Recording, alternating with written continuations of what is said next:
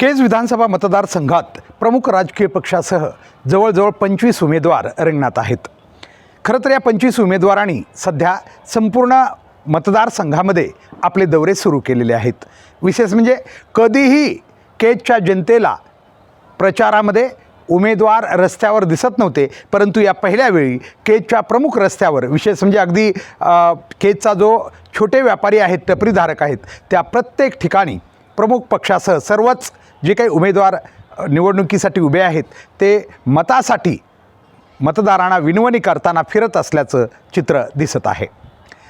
निवडणुकीमध्ये सगळ्यांना अधिकार आहे आपल्या या निवडणुकीत उभा राहण्याचा आणि मतं मागण्याचाही, परंतु ज्या मतदारसंघामध्ये आपण मतं मागत आहोत त्या मतदारसंघाच्या समस्या काय आहेत, त्या मतदारसंघातील मतदारांचे जे काही प्रश्न आहेत यावर फारसे उमेदवार परिचित नाही आहेत. एक संधी म्हणून या निवडणुकीमध्ये अनेक उमेदवार आपलं नशीब आजमावत आहेत. आम्हाला वाटतं हे थोडंसं लोकशाहीच्या दृष्टिकोनातून घातक बी ठरू शकतं. मी आता म्हटलं उमेदवार कोणीही उभा राहू शकतं, मतं मागण्याचा अधिकार आहे, परंतु त्या मतदारसंघातील लोकांच्या ज्या कामासाठी आपल्याला उभा राहायचं आहे त्या मतदारांचे प्रश्न कोणते आहेत हे तुम्हाला माहिती असणं खूप गरजेचं आहे. आजकाल फक्त एखादा पक्ष जॉईन केला की लगेच मतं पडतात, किंवा कुणाच्या तरी आधारावर, कुणाच्या तरी सांगण्यावरून, कुणाच्या तरी भावनिक आव्हानावरून मतं मिळतात, असं मानणं चुकीचं आहे. सध्या देशात आणि राज्यामध्ये भावनिकतेला खूप जोर आलेला आहे, विकासाला कुणीच महत्त्व देत नाही, आणि म्हणूनच आम्ही ठरवलं आता केजच्या या उमेदवारांना आमच्या केज विधानसभा मतदार संघातील मागणीनामा आम्ही आता सादर करत आहोत. या मागणीनाम्यामध्ये आम्ही केज आणि अंबेजोगाई ही प्रमुख जे 2 तालुके आहेत, किंवा या 2 तालुक्यातील जे प्रमुख गावं आहेत, या गावच्या समस्या काय आहेत हे उमेदवारांना सांगणार आहेत. आणि जो उमेदवार निवडून आल्यानंतर पुढील 2 वर्षाच्या आत आम्ही सांगितलेल्या प्रश्नावर पूर्णपणे काम करेल, किंवा तसं आम्हाला आश्वासन लेखी म्हणा किंवा प्रत्यक्ष येऊन देईल 2 वर्षात, त्यानं आम्ही असा अट्टहास धरत नाही की निवडून आल्यानंतर लगेच 2 दिवसात 4 दिवसात, निवडून आल्यानंतर 2 वर्षात आमच्या समस्या त्यानं सोडवाव्यात. हा कालावधी खूप झाला. एका क्रियाशील आमदारासाठी 2 वर्ष कालावधी भरपूर आहे. आम्हाला खात्री आहे जर क्रियाशील आमदार या मतदारसंघाला लाभला तर 2 वर्षामध्ये आमच्या समस्या नक्कीच सोडवल्या जाऊ शकतील. या समस्या मांडताना आम्ही प्रथम केज तालुक्यातील समस्या या व्हिडिओमध्ये टाकणार आहोत, आणि नंतर दुसऱ्या व्हिडिओमध्ये आम्ही दुसऱ्या मागणीनाम्यामध्ये अंबेजोगाई तालुक्यातील समस्या टाकणार आहोत. कारण या दोन्ही तालुक्यांच्या वेगवेगळ्या समस्या आहेत, वेगवेगळ्या मागण्या आहेत. जरी मतदारसंघ एक असला तरी मागण्या भरपूर असल्यामुळं आम्ही याचे 2 भाग करत आहोत. एक केज शहर आणि तालुक्यातील समस्या, आणि दुसरा म्हणजे अंबेजोगाई शहर आणि तालुक्यातील समस्या. मित्रांनो, जेव्हा आम्हाला केजच्या समस्या प्रमुख दिसतात तेव्हा पहिले आमची मागणी राहील केजच्या व्यापारी संकुलाची. केज शहरातील छोटे लघु व्यावसायिक टपरीधारक आणि जे व्यापारी आहेत यांच्यासाठी तात्काळ जागा उपलब्ध करून गाळे बांधून देऊन त्यांच्यासाठी व्यवसायाची संधी किंवा व्यवसायासाठी मदत करणं खूप गरजेचं आहे. जो आमदार, कारण प्रत्येक निवडणुकीत अनेक आमदार खासदारांनी केजवासियांना ही व्यवसायासाठी जागा उपलब्ध करून घेणं किंवा गाळे बांधून देण्याचं आश्वासन दिलेलं आहे, परंतु आजपर्यंत हे आश्वासन एकाही आमदार किंवा खासदारानं पूर्ण केलेलं नाही. त्यामुळं आमची पहिली समस्या राहील की येणाऱ्या आमदारानं पुढच्या 2 वर्षामध्ये आमच्या केजच्या व्यावसायिक जागेचा प्रश्न सोडवला पाहिजे. आमची दुसरी मागणी आहे केज शहरात बस डेपो झाला पाहिजे. केज शहरात बस डेपो जो आहे 7 एकर आरक्षित जागा आहे, याकडं केवळ राजकीय दुर्लक्ष असल्यामुळं आमचा डेपो झालेला नाही. कारण आरक्षित जागा आहे, कारण तुम्ही जागा करायची नव्हती तर जागा घेतली कशी राज्य परिवहन मंडळानं. त्यामुळं आमचा हा डेपो तात्काळ या ठिकाणी कार्यान्वित करणं गरजेचं आहे, आणि यासाठी आमदारानं प्रयत्न करावेत अशी आमची इच्छा आहे.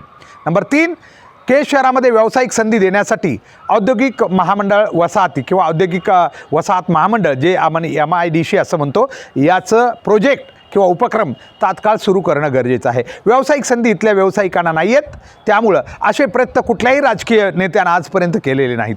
त्यामुळे येणाऱ्या आमदारांना आम्ही सांगू इच्छितो की पुढच्या 2 वर्षामध्ये आपण याच्यावर ठोक काम करून याच्यासाठी आम्हाला MIDC या ठिकाणी मंजूर करून आणणं गरजेचं आहे, जेणेकरून छोटे छोटे लघु उद्योग किंवा प्रोजेक्ट इथल्या व्यावसायिकांना, युवकांना रोजगाराच्या संधी निर्माण करून देऊ शकतील. त्यासोबतचाच प्रश्न आहे, इथं ITI आहे आमच्या केज शहरामध्ये, परंतु या ITIला चांगले ट्रेड्स नाही आहेत. इलेक्ट्रिकल्स, फिटर, इतर मेकॅनिक, मोटर मेकॅनिकल अशा प्रकारचे ट्रेड जे व्यावसायिक संधी निर्माण करून देतील असे आमच्या ITIमध्ये नाही आहेत. आमदार हे करू शकतात.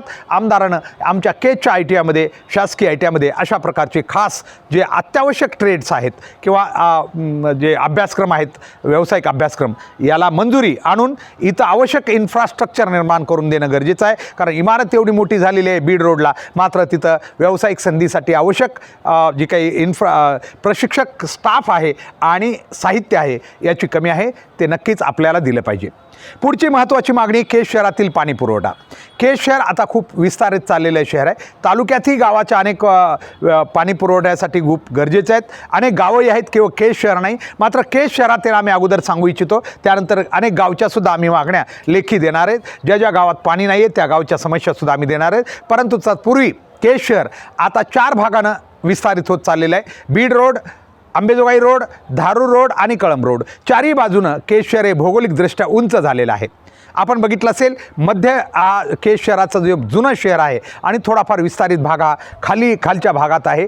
तर आत्ता मी ज्यांची नावं घेतली, भवानी माळ असेल, ज्याला आपण भवानी मंदिर आहे त्या ठिकाणी धारूर रोडचं, इकडं सरकारी दवाखाना आहे जो शासकीय अंबेजोगाई रोडला, आणि बीड रोडला जी शिक्षक कॉलनी आहे किंवा कळंब रोडला जी विठाईपुरम आहे, हे भाग उंच झालेले आहेत. उंच आहेत, भौगोलिक रचना तिथली उंचावर आहे. त्यामुळं या चारही ठिकाणी पाण्याचे जलस्रोत निर्माण करण्यासाठी टाक्या पाण्याच्या नव्यानं बसवणं आणि या सगळ्या भागाला जोडणारी पाईपलाईन नव्यानं करणं गरजेचं आहे. हा मोठा प्रोजेक्ट आहे, याला फक्त आमदारच करू शकतो. केज नगरपंचायत ही कामं नक्कीच करू शकत नाही आहे, कारण हे खूप मोठं काम आहे. यासाठी येणाऱ्या आमदारांनी आमच्या या समस्या सोडण्यासाठी, कारण सगळीकडे पाणी नाही आहे. 90च्या दशकातली पाईपलाईन आहे केज शहरामध्ये जी आत्ता आहे ती वकीलवाडी किंवा समर्थनगर किंवा या सगळ्या भागात, अहिल्यादेवी नगर या भागात पाणी जे जातं आहे, ही 90च्या दशकातली 98च्या अगोदरची पाईपलाईन आहे. फक्त 2 इंची पाईपलाईन आहे, जेव्हा की 4 इंचापेक्षा अधिक पाईपलाईन असणं आवश्यक आहे.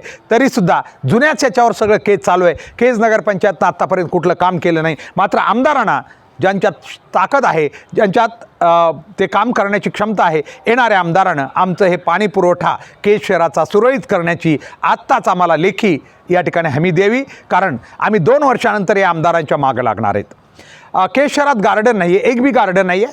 खरं तर 40 ते 50 हजार लोकसंख्या आता केजची अस्थायी झालेली आहे. मूळ इथं राहणारी किंवा बाहेरून इथं नोकरीसाठी राहणारी 40 ते 50, कारण मतदाना नसणारे लोक भरपूर या ठिकाणी राहू लागलेले आहेत. त्यामुळे 40,000च्या वर लोकसंख्या गेलेली आहे. इथं नगर परिषद तर लवकर होईलच, ते तर शासकीय प्रक्रियेची आम्ही मागणी करणारच आहेत. परंतु या ठिकाणी गार्डन एक असणं गरजेचं आहे. आमच्या वृद्ध लोक असतील, त्यांना बसायला विरंगुळ्यासाठी किंवा कुठेही बसतात लोक आता रस्त्यावर, कुठेही टपरीच्या जवळ येते इकडं तिकडं, केज शहरामध्ये असं एक ठिकाण असणं गरजेचं आहे. आमदार महोदयांना आमची विनंती आहे, जे कोणी आता आम्हाला लेखी देतील आणि निवडून येतील त्यांच्या मागं आम्ही लागणार आहे, कारण हा मागणीनामा आमचा त्यांना लागू असणार आहे, हे त्यांनी लक्षात ठेवावं. आणि त्याच अटीवर केज शहर हे मतदान देणार आहे, हे बी त्यांनी लक्षात ठेवावं. त्यासाठी गार्डनसाठी खूप सोयीचं ठिकाण आहे, त्या ठिकाणी झालं तरी चालेल. तिसरी गोष्ट आमची क्रीडांगण. आत्तापर्यंत क्रीडांगणचा प्रश्न फक्त भूमिपूजनापर्यंतच गेलेला आहे. आमचं क्रीडांगण अद्याप तयार झालेलं नाही.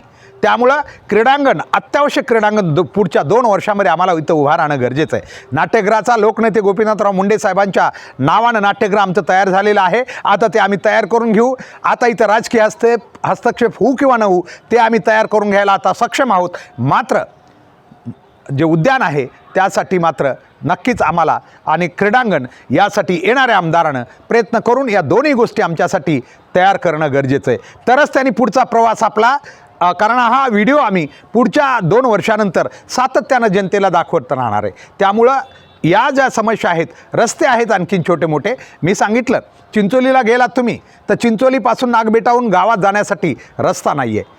कित्येक वर्षापासून हा रस्ता झालेला नाही आहे. किंवा इतरही अनेक गावात आहे, अनेक गावच्या समस्या आहेत. ज्या गावचा रस्ता नांदूर घाट परिसरातही अनेक समस्या आहेत, विडा परिसरात अनेक समस्या आहेत. इकडं आमच्या मधल्या भागात बघितलं आडस मार्गे इकडं पिसेगावच्या परिसरातल्या अनेक समस्या, तांबो आहे.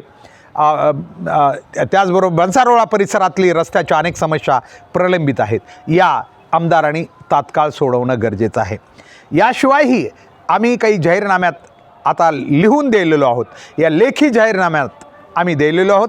तो जाहीरनामा आमचा जाहीरनामा नसून मागणीनामा आहे.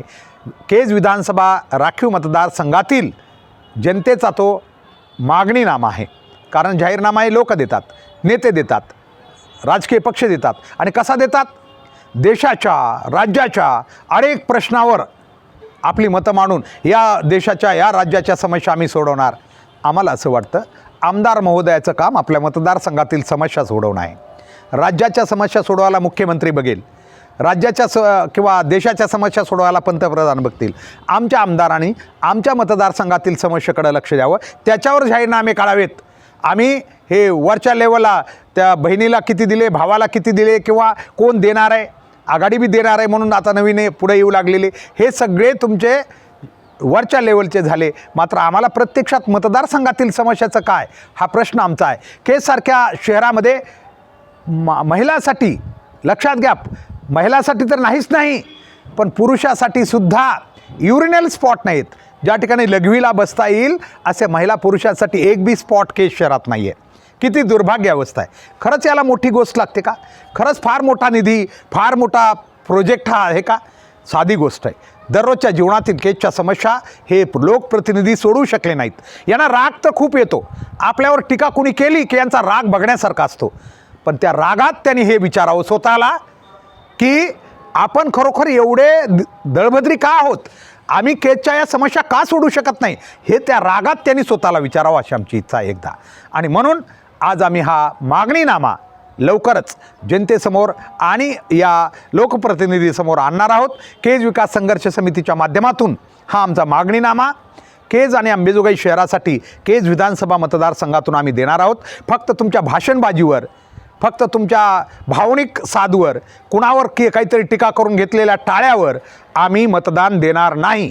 आमचं मतदान आता आमच्या भागातील ज्या समस्या जो कोणी सोडवेल त्यालाच मतदान मिळेल. आणि आम्ही तसं आव्हानसुद्धा करणार आहेत. 15 तारखेच्या नंतर जो आमच्या या आत्ता नमूद केलेल्या जाहीरनाम्यावर बोलेल किंवा या मागणीनाम्यावर बोलेल, जनतेचा जाहीरनामा किंवा जनतेचा मागणीनामा म्हणून स्वीकारेल, त्यालाच आमची मत आहेत. लक्षात घ्या. तुम्ही बाकी काही घोषणा वल्गना केल्या तरी केज तालुक्यातील जी काही मतदार आहे त्यांना आम्ही या मुद्द्यावर मतदान देण्यासाठी आता आव्हान करणार आहोत.